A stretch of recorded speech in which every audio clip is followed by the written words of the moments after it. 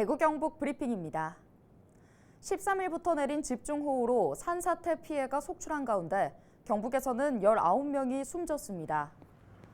경상북도는 17일 오전 9시 기준 인명피해 규모는 사망 19명, 실종 8명, 부상 17명으로 집계됐다고 밝혔습니다.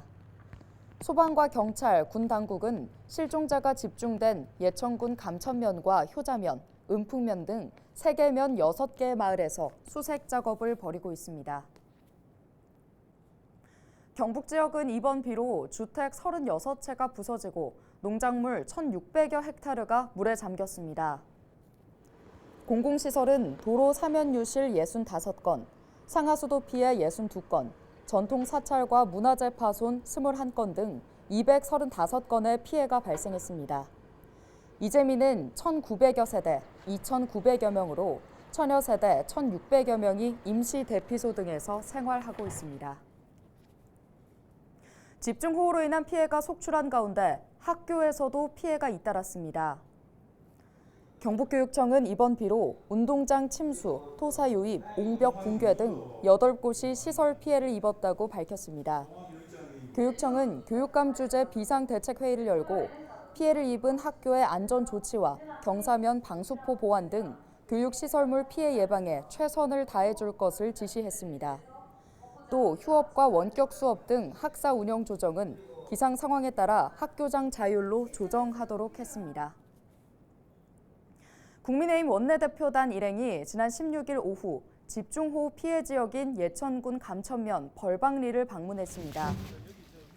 대표단 일행은 마을 주민들을 만나 조속한 피해 복구와 방지에 만전을 기하겠다며 피해 주민들의 불편 사항과 지자체의 요청 사항에 따라 신속히 지원될 수 있도록 챙기겠다고 밝혔습니다. 예천 벌방리는 산사태로 인해 주택 10여 채가 파손됐고 마을 주민 2명이 흘러내린 토사에 깔려 실종 상태로 수색 작업이 계속해서 펼쳐지고 있습니다.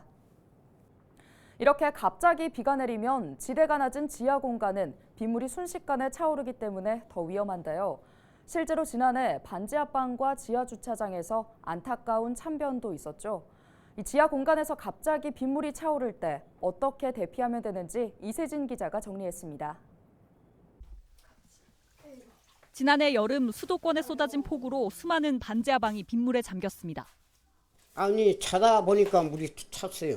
그래갖고 이제 막 퍼내고 그랬어요.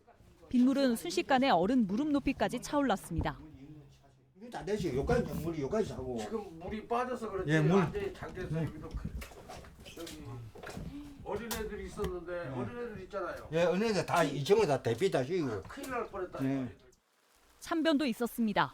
서울에서는 반지하 주택에 살던 일가족 3명이 침수된 방에서 빠져나오지 못하고 숨졌습니다. 반지하 주택은 건물 구조상 대피가 어렵습니다. 물의 압력 때문에 현관문이 열리지 않으면 창문으로 대피해야 하지만 방범창 때문에 쉽지 않습니다. 때문에 무엇보다 빠르게 대피하는 게 중요합니다. 하수구가 역류하거나 빗물이 유입되면 가장 먼저 전기 전원을 차단하고 빗물이 종아리 위로 차오르기 전에 탈출해야 합니다. 슬리퍼나 하이힐, 장화를 신었다면 계단에서는 맨발로 탈출하는 게 더 안전합니다. 물이 빠져나가기 어려워 침수되기 쉽고 또 출입구도 좁아요. 그래서 대피에도 용이하지 않습니다. 지하 공간에 물건을 높은 곳에 옮기시고 집중호우가 왔다 이러면은 지하 공간을 즉시 대피하시고. 지하 주차장도 마찬가지입니다. 지하 주차장 경사로를 따라 빗물이 들어오면 차량은 수압 때문에 지상으로 올라가는 게 어렵습니다. 지하 주차장 바닥에 빗물이 차오르기 시작하면 차량은 두고 대피해야 합니다. 빗물이 유입되면 5분에서 10분 안에 지하 주차장 천장까지 수위가 올라갈 수 있습니다. 대피도 중요하지만 차량을 확인하려고 주차장에 들어가서도 안 되는 이유입니다.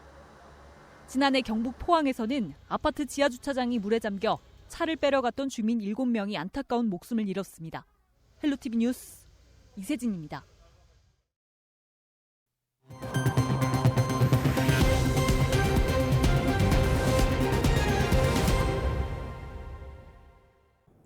오늘 준비한 소식은 여기까지입니다. 지금까지 대구 경북 브리핑이었습니다.